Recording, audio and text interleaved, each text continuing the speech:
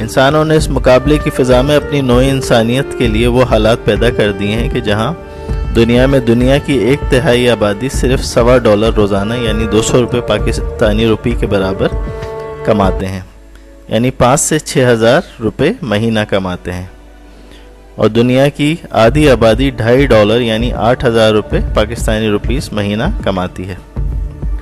जबकि दुनिया के 20 बड़े अमीर लोग दुनिया की 1/3 दौलत पर कब्जा किए हुए हैं। इस गैर मुनसिफाना निज़ाम में रोज़ाना 22,000 बच्चे यूनिसेफ के मुताबिक भूख और इलाज न होने की वजह से मर जाते हैं।